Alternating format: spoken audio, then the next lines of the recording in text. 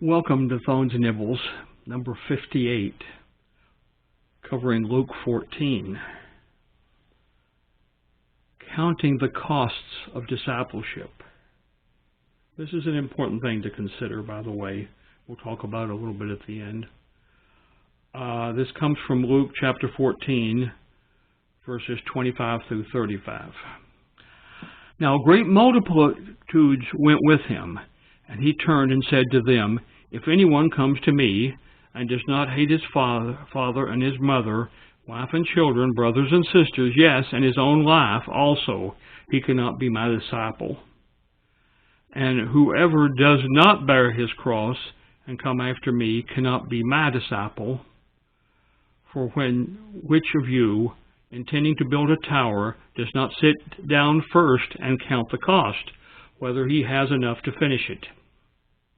Lest, after he has laid the foundation and is not able to finish, all who see it begin to mock him, saying, This man began to build and was not able to finish.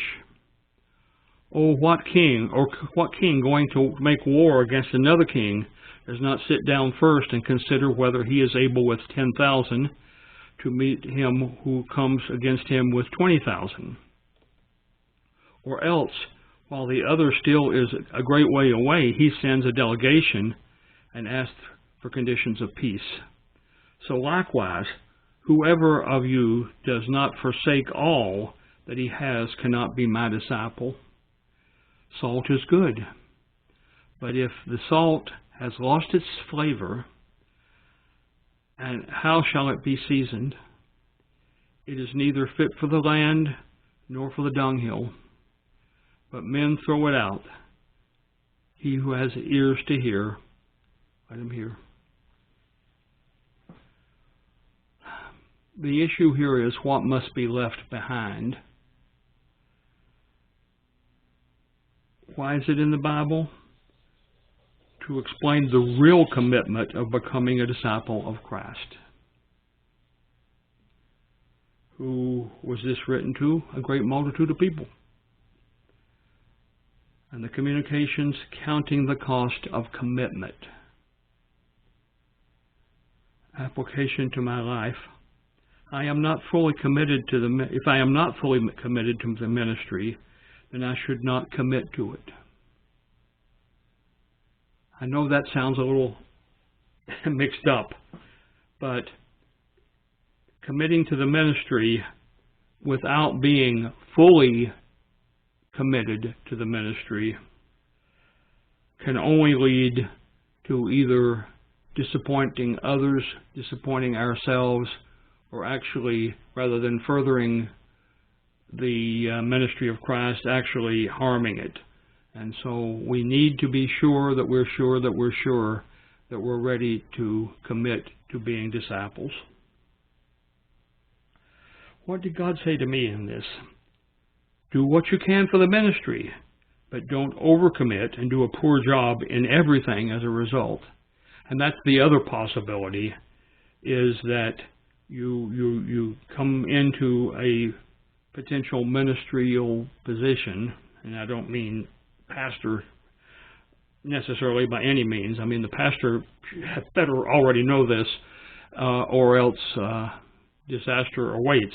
But if we commit to the ministry, if we agree that we're going to be a leader in the children's ministry, let's say, or the music ministry, or the outreach ministry,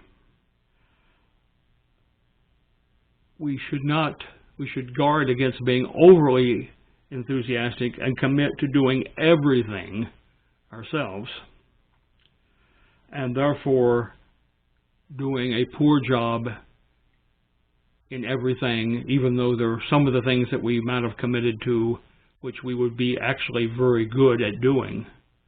So we need to be certain that we commit to the ministry in an absolute way, but, it may be a limited area we're committing to.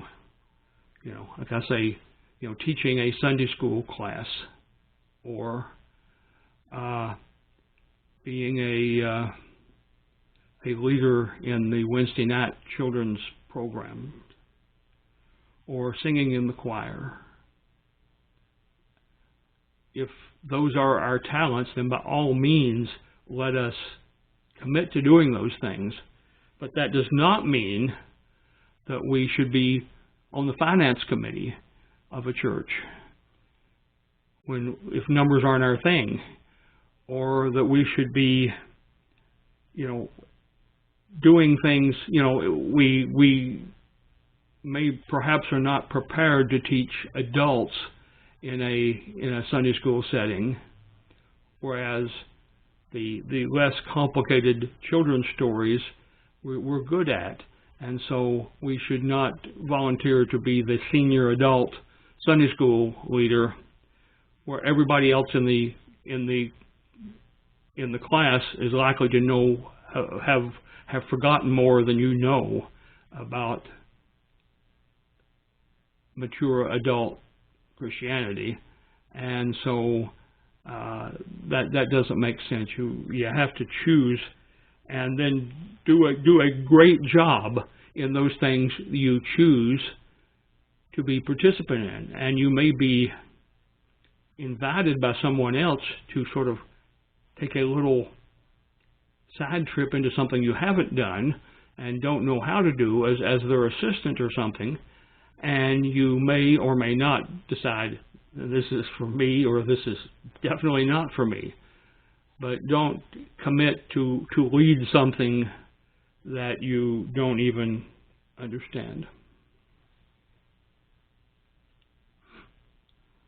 And my personal response to all this, Lord, give me wisdom to commit 100% to what you desire from me. He's not going to desire from you something which you are not suited to handle. So, I want to commit 100% to those things which make sense for me to do. I do not want to commit, I want to commit 0% to those things which I have absolutely no knowledge of what the job even is. And, you notice you do this with being hired for jobs also, for those kind of jobs, is, if you don't have a driver's license, then you don't try to get a job as a bus driver. Anyway, so that completes this lesson, and we will see you next time.